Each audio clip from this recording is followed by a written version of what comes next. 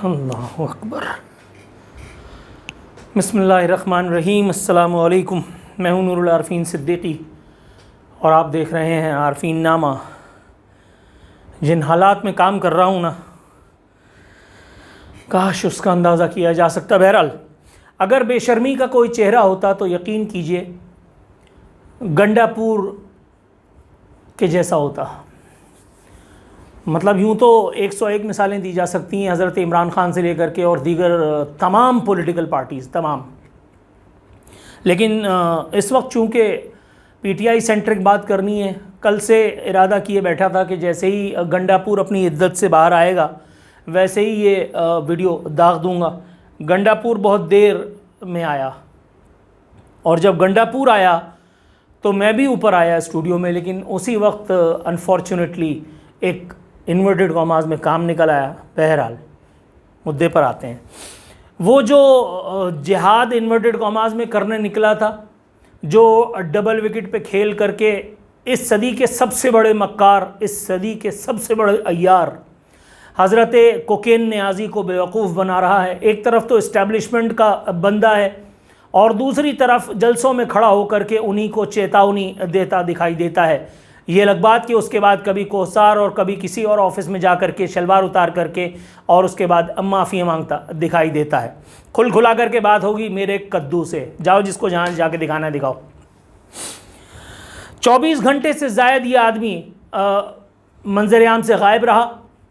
पिछली मर्तबा जलसे में जो है वो उसने बदतमीज़ी जो बकवास की थी, लाहौर के जलसे में मेरे ख्याल है, या पता नहीं मियाँ वाली कौन सा जलसा, संजरानी करके जलसा था उसमें। उसके बाद इनकी ठीक ठाक ट्यूनिंग हुई। उसके बाद इन्होंने जो है वो तौबा तिल्ला किया सेक्टर कमांडर ऑफिस में बैठ कर के। इनको ठीक ठाक इन्वर्टेड कॉमास में समझाया गया कि बेटा अपनी औकात मत भूलो, बाल बढ़ाने से मुचंदर और बाल बढ़ाने से कलंदर और मूंछ बढ़ाने से मुछंदर नहीं हो जाते। लेकिन जनाब ब्लैक लेवल का नशा ही कुछ ऐसा होता है कि गंडापुर तो गंडापुर किसी अच्छे खान को भी समझ में नहीं आती। फिर वही गलती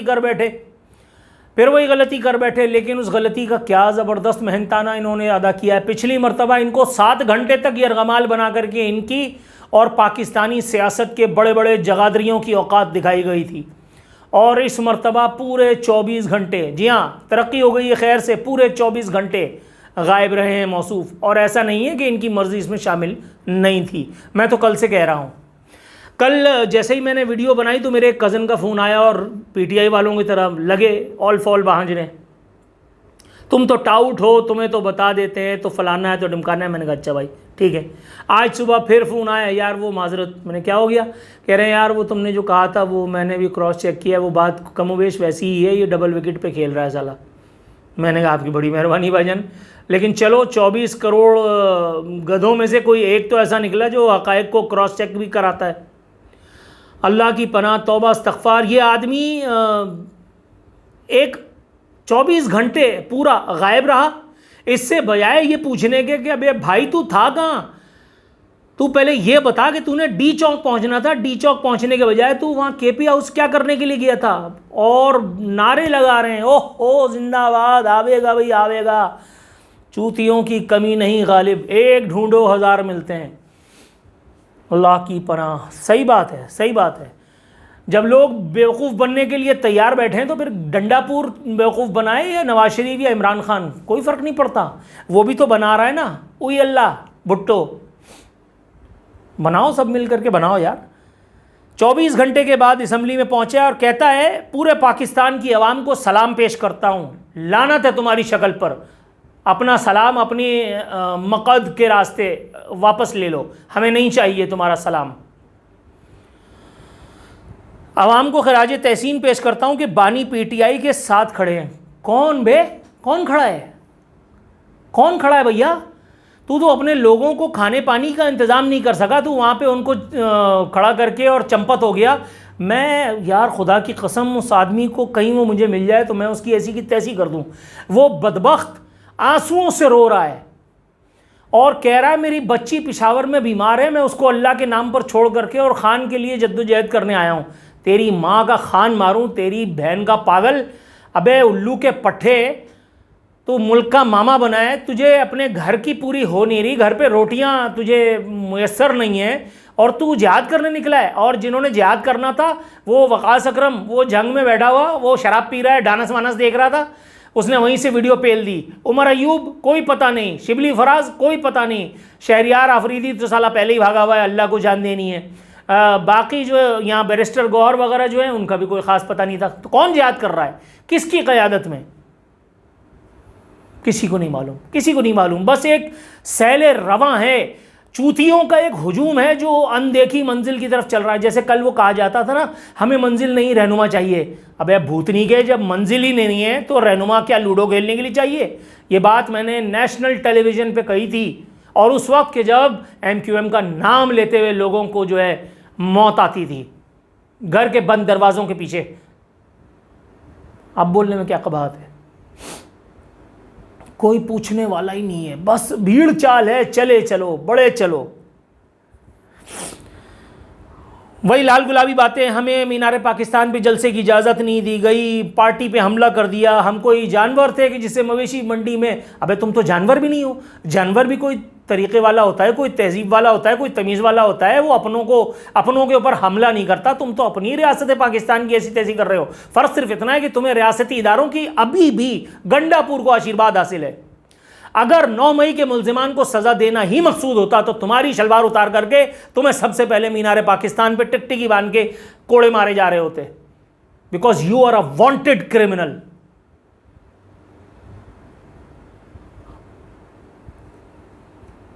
कहता है डी चौक पहुंचने का कहा था, वहीं पर पहुंचे। अबे तेरी मां का झूठा मारूं हरामजादे, तू कहां पहुंचा है डी चौक? तू किधर डी चौक पहुंचा था भैया? तू तो केपी हाउस भाग गया, और केपी हाउस से निकल करके तू पता नहीं कौन से हाउस में चला गया। ज़रा लोगों को बताना कि तेरी कल कितनी मालिश हुई है। ज़रा लोगों को बताना कि तूने घुटनों के बल बैठ करके और अपनी नाक से जो है वो लकीरें निकाली हैं सेक्टर कमांडर ऑफिस में। अबे बेगैरत के बच्चे, शराब पीना अलग बात है, जिना करना अलग बात है, वो तेरा निजी मामला है, लेकिन ये मामला तो तेरा पर्सनल नहीं है। इसमें तो लाखों करोड़ों लोगों का मुस्तकबिल इन्वॉल्व है। यहां तो सच बोल। कह रहे हैं आईजी इस्लामाबाद को केपी के असेंबली के फ्लोर पर आकर माफी मांगना होगी। यार अगर ये वीडियो एडिट होने का टाइम होता ना तो मैं इसमें गालियां बकता, माँ की, बहन की, और ज़्यादा शकील, ताकि मेरी जो है ना वो इस हवाले से वोकेबलरी भी लोगों के साथ शेयर होती है, उस पर बीप मार देता चाहे। लेकिन अभी तो ये फैसिलिटी भी नहीं है, वीडियो एडिट नहीं हो सकती इन दिनों मेरी, इसीलिए तो मैं इस तरह से वीडियो पेल रहा हूँ।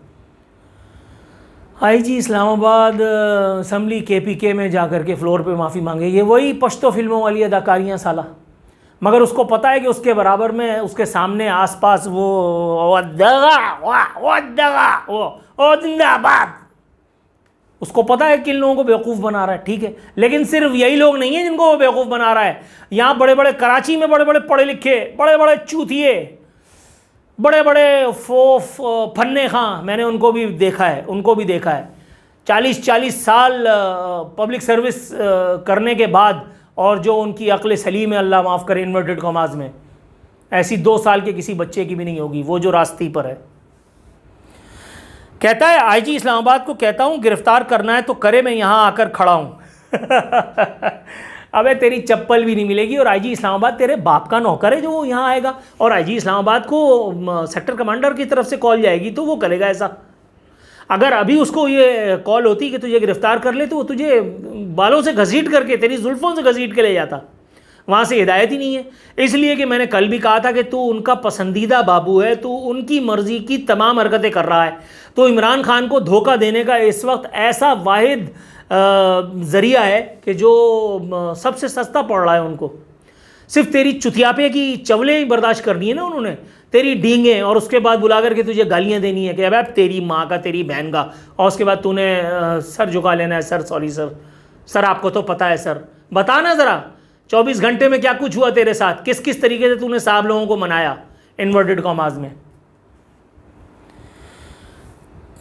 आखिरी जहल मारी साले ने, PTI छोड़ने वालों ने पठानों की बेइज्जती की है। बड़ी सकील गुफ्तगू है। बहरहाल मैं पीटीआई छोड़ने वाले पठानों, पंजाबियों, बलोचों, फ़लानों के बारे में कोई बात नहीं करना चाहता। हाँ, अलबत्ता इतना ज़रूर है कि वो तमाम बदअक्ले जो ये नारे लगा रहे हैं कि इमरान नहीं तो पाकिस्तान नहीं, उन बेगैरतों को फ़लस्तीन का हशर देख लेना चाहिए, उन बेगैरतों को इंडिया के मुसलमानों का हशर देख लेना चाहिए, उन बेगैरतों को, बेशर्मों को ये देख लेना चाहिए कि ये जो लीडर अपने तौर पर इनकलाब बपा किए बैठे थे, वो इस एक वक्त में कि जब आप यहाँ छितर खा रहे थे, आपको गिरफ़्तार किया जा रहा था, आप पर टीयर गैस की बरसात हो रही थी, वो किधर थे? अब भी वक्त है, संभल जाओ, वगरना खैर हालांकि होगा कुछ नहीं, वगरना नहीं, मैं अपनी तस्दीक कर लेता हूँ। इस चुतियापे की मुमलिकत खुदादाद में इस तरह की हरकतें चलती इसलिए रहेंगी क्योंकि यहाँ किसी ने ना चोर को चोरी करने से रोकना है और ना किसी ने उसको करार वाकई सज़ा देनी है, क्योंकि यहाँ सब धंधा है पर गंदा है, ये वाले उसूल पर। चोर पुलिस के साथ है, पुलिस चोर के साथ है, अदालत उसके साथ है, वो अदालत के साथ है, ये उसके साथ है, इस्टेब्लिशमेंट तुम्हारे साथ है, तुम इस्टेब्लिशमेंट के साथ हो। यहाँ इसी तरीके से एक के पेट के साथ दूसरे का पेट लगा हुआ है, इसलिए जो चल रहा है चलने दो। पाकिस्तान की तो खैर है, पाकिस्तान नहीं भी रहा तो क्या हुआ, तुम लोगों का कौन सा बिगड़ जाएगा? सब डुअल नेशनैलिटी वाले ही तो हैं, बैठेंगे जहाज़ में और उसके बाद दाल फ़ियान हो जाएंगे, फंसेंगे तो हम लोग जिनके पास कोई और ऑप्शन नहीं है। अल्लाह ताला हम लोगों के हाल पर रहम कर दे परवरदिगार, हमें किसी और अच्छे मुल्क की नेशनैलिटी वगैरह दिला दे परवरदिगार, थोड़े से पैसे दिला दे और फिर नेशनैलिटी दिला दे ताकि हम लोग भी जहाज़ में बैठ करके और टाटा बाय बाय करके चले जाएँ। पाकिस्तान से जिंदा भाग।